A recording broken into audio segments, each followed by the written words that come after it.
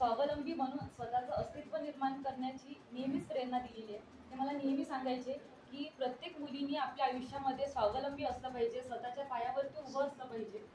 आणि मुलींना जर स्वतःच्या पायावर उभं राहायचं असेल तर शिक्षणाशिवाय दुसरा कुठलंच परिणामकारक शस्त्र नाही, असं ते मला नेहमीच सांगत आलेले होते. 2017ला माझं इंजिनिअरिंग म्हणून ग्रॅज्युएशन कंप्लीट झालं. त्यावेळेला मी पहिला RTOचा फॉर्म भरला होता आणि पहिल्याच प्रयत्नात मी RTOची प्रिलिम्स क्रॅक झाली होती. मी पप्पांना फोन केला. ते एवढे आनंदी झाले होते की त्यांचा आनंद गगनात मावत नव्हता. आणि त्यांनी सर्व कॉलेजमध्ये सर्व लोकांना सांगितलं की माझी मुलगी पहिल्याच प्रयत्नामध्ये RTOची परीक्षा पास झाली म्हणून. पण काही कारणास्तव मी मेन्सच्या क्रायटेरियामध्ये बसू शकली नाही. माझ्याकडे लायसन्स नव्हतं, त्यामुळे मी मेन्स देऊ शकली नाही. आणि त्यांना त्या गोष्टीची नेहमीच खंत होती आणि त्याहून जास्त खंत मला होती की मी माझ्या वडिलांचा जो आनंद आहे तो पूर्ण करू शकली नाही. पप्पांना भेटायला नेहमी घरी विद्यार्थी यायचे, जे वेगवेगळ्या पदावर असायचे. कोणी डॉक्टर, कोणी इंजिनियर, कोणी शिक्षक, कोणी वेगवेगळ्या अधिकारी पदावरती. ते मला नेहमी गर्वाने सांगायचे की माझी मुलं आज या पदावरती कार्यरत आहेत. आणि मलाही कुठेतरी वाटायचं की ज्याप्रमाणे पप्पांना त्या मुलांचा गर्व आहे त्याप्रमाणे त्यांना माझ्यावर पण गर्व असावा. उद्या जाऊन त्यांनी पण चार चौघात सांगावं की माझी मुलगी अधिकारी आहे. आणि तिथून माझा तो प्रवास सुरू झाला. आणि जेव्हा मी प्रवासाला सुरुवात केली, ज्यांना मला हे सर्व बनवून दाखवायचं होतं, एकदम गर्व त्यांना मला प्राऊड फील करून द्यायचं होतं, त्यांचंच छत्र माझ्या डोक्यावरून हरवलं. ज्यांना मला हे सर्व करून दाखवायचं होतं तेच या जगातून निघून गेले होते.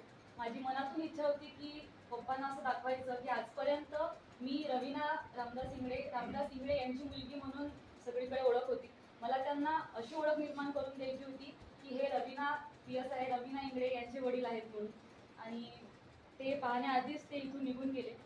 पण पप्पा गेल्यानंतर माझी आई माझ्या पाठीमागे नेहमी खंबीरपणे उभी राहिली. मला नेहमी नातेवाईकांकडून नेहमी लग्नासाठी मग प्रेशराईज केलं गेलं की आता शिक्षण झालंय, एज्युकेशन पूर्ण झालेलं आहे, आता मुलीचं लग्न लावून द्या. पण माझी आई माझ्या पाठीशी एकदम खंबीरपणे उभी होती की नाही, यांचं स्वप्न होतं की मुलीला तिच्या पायावर उभं करायचं. त्याच्यामुळे माझी आई खंबीरपणे माझ्या पाठीशी नेहमी उभी राहील. आईने मला कोणतीच गोष्ट माझ्यापर्यंत पोहोचू दिली नाही. तू खंबीरपणे तू अभ्यास कर, तू तुझ्या करिअरवरती लक्ष दे, तुझं विजन तुझ्या डोळ्यासमोर ठेव, मी तुझ्या पाठीशी उभी आहे, तू बाकी काहीच पाहू नको, फक्त स्वतःचं करिअर कसं घडवता येईल याच्याकडे तू लक्ष दे. असं म्हणून मी सुद्धा खंबीरपणे उभी राहिली आणि मग स्वतः प्रयत्न केला आणि मी आज पदावरती पोहोचली आहे. माझी आई जर माझ्यासोबत नसती तर कदाचित मी इथे पोहोचूच शकली नसती. म्हणजे मला जे आज यश मिळालं ते आणि आत्तापर्यंत मिळत आलेलं अपयश या सर्व गोष्टींची साक्षीदार माझी आई. आणि तिचा जेव्हा जेव्हा सत्कार होतो तेव्हा माझं मन फार भरून येतं, कारण की खरं यश माझ्यासाठी ते आहे की या पदापेक्षाही मोठं की माझ्यामुळे आज तिचा सत्कार होतो आहे, चार चौघांमध्ये तिची ओळख निर्माण होत आहे. आणि त्यामुळे मला खूप अभिमान वाटतो माझाही आणि माझ्या आईचाही की माझ्या पाठीशी ती खंबीरपणे उभी होती. तसं बाबासाहेबांनी सांगितलेलं आहे, शिका, संघटित व्हा, संघर्ष करा. आणि मी एवढ्या वर्ष झाले संघर्ष करत करत आज इथपर्यंत पोहोचली. तुम्हाला वाटत असेल की फक्त थोडाफार हा संघर्ष आहे, पण हा थोडाफार संघर्ष नव्हता. कितीतरी वर्षांपासून अपयशाला स्वीकार करून मी इथवर पोहोचलेली आहे. पोलीस उपनिरीक्षक हे दोन जरी शब्द असले तरी याच्या मागे माझा 3 ते 4 वर्षाचा प्रवास आहे. 2022ला मी पूर्व परीक्षा दिली, 2023ला मी मुख्य परीक्षा दिली, 2024ला मी ग्राउंड आणि माझं फिजिकल दिलं आणि त्यानंतर मी इथपर्यंत पोहोचली. जेव्हा मी माझं मेन्स क्रॅक केली आणि त्यानंतर मग ग्राउंडसाठी मी फिजिकलला प्राप्त झाली होती.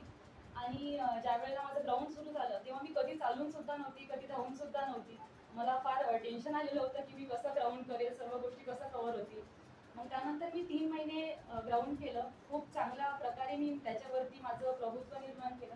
पण त्यानंतर मला एक मेजर इंजुरी झाली. माझ्या पायाला एवढी इंजुरी झाली की मला उभं सुद्धा राहता येत नव्हतं. डॉक्टरांनी सल्ला दिला की तुला 1 ते 2 महिना बेड रेस्ट घ्यावा लागेल. मी अक्षरशः खचून गेली होती, कारण एवढ्या मोठ्या पायऱ्या चढून आल्यानंतर, पदाच्या एवढ्या जवळ आल्यानंतर आता मी त्या पदापासून दूर जाणार होती आणि ते सतत मला त्रास देत होतं. मी झोपेतून जरी उठली तरी मला ते सतत माझ्या आतमध्ये टोचायचं की आपण आपल्या वडिलांचं स्वप्न पूर्ण करण्याचे फक्त एक स्टेप दूर आहोत आणि इथून आता आपल्याला परत मागे जावं लागेल. आईचा चेहरा मला दिसायचा आशेने भरलेला, बहीण भाऊ माझे लहान, मला त्यांच्यासाठी खूप काही करायचं होतं की यांच्यासाठी मी प्रेरणा झाली पाहिजे. पूर्ण आतून मी खचून गेली होती. माझ्या पायाला पॅरालिसिस झाल्यासारखा मला तो अनुभव येत होता, एवढी मोठी मला ती इंजुरी होती. आणि 1 महिना बेड रेस्ट घेतल्यानंतर मी जेव्हा माझा 1 महिना संपला त्याच्यानंतर माझी फिजिकलची डेट आली की इथून 20 दिवसानंतर माझं फिजिकल आहे. त्यावेळेला मी ठरवलं, म्हटलं आता आपल्याला असंच पडून राहायचं आहे, आपलं पद आपल्याला गमवायचं आहे की इथून पुढे जाऊन आपल्याला पद मिळवायचं आहे, हे तुझ्या हाती आहे. मी उठली, आईला म्हटलं आई तू काळजी करू नको, मी जाते, मी पद मिळवून येते, तू अजिबात टेन्शन घेऊ नको. मी मनात ठरवलं अशा याच्यामध्ये पण मी धावेल, म्हटलं जास्तीत जास्त काय होईल माझा जीवच जाईल, जीव गेल्यानंतर याच्यापेक्षा जास्त मोठं काही नुकसान माझं होणार नाही. मी उठली, मी अमरावतीला गेली, मी 15 दिवस प्रॅक्टिस केली. त्यानंतर मुंबईला माझं फिजिकल झालं आणि 4 जून 2024ला मी 60 मार्काचं माझं फिजिकल होतं आणि तिथे मी 76 मार्क घेऊन पास झाली आणि माझं ग्राउंड मी काढलं. त्यानंतर तिथून 1 महिन्यानंतर माझा इंटरव्ह्यू झाला आणि इंटरव्ह्यू झाल्यानंतर आता 1 ऑगस्टला माझा निकाल आला आणि त्याच्यानंतर मग मी PSI म्हणून आज इथे तुमच्या समोर उभी आहे.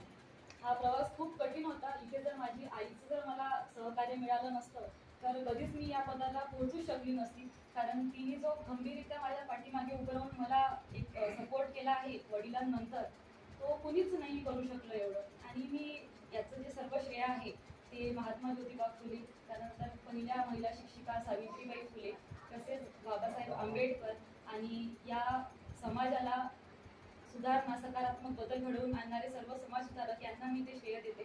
तसेच माझे आई वडील आणि गुरुवर्य या सर्वांना मी या माझ्या यशाचं श्रेय देते. आणि मी ग्राउंडच्या वेळेला जेव्हा जेव्हा खचून जायची, प्रचंड मला आतून म्हणजे मानसिकरित्या मी प्रचंड खचलेली आहे या काळामध्ये, तेव्हा मी एक कविता नेहमी ऐकायची. ती मी कविता तुम्हाला ऐकवेल आणि सांगते. तुझी तुलाच पुरी करायची, हौस आकाशी उंच उडायची, गळ्यात तयारी ठेवर मनाची, कधी झुकायची कधी लढायची, दुनिया डोक्यावर घेणार हायर, तुला उचलून घेणार हायर, दुनिया डोक्यावर घेणार हायर, तुला उचलून घेणार हायर. आला जरी कधी कठीण क्षण तो खंबीर उभं तुरायचं, गड्या खंबीर उभं तुरायचं, हटायचं नाही गड्या झटायचं, पुढं पुढं तू चालत जायचं, पुढं पुढं तू चालत जायचं. ताज्या दमाचं तरुणाईचं मिळालं रे वरदान, तुला मिळालं रे वरदान, हातात रेशमी कापड तुझ्या करू नको बारदान, त्याचं करू नको बारदान. आई बापाच्या पायावर डोकं, आई बापाच्या पायावर डोकं, साऱ्या जगाशी हारो खटोक, अगदी नाही असं पण नाही, साथीला शिल्लक चांगली लोक, सलामी झुकून सलामी वाकून सलामी ठोकून देणार हायर, तुला उचलून घेणार हायर, दुनिया डोक्यावर घेणार हायर, तुला उचलून घेणार हायर.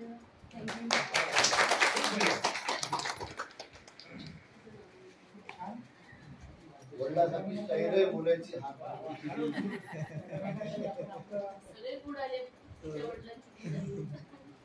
जे संकटाला तोंड देऊन आपण या ठिकाणी पोहोचल्या, खरोखर तुमचं कौतुक आहे आणि तुमच्या खरोखर आमच्या गुरु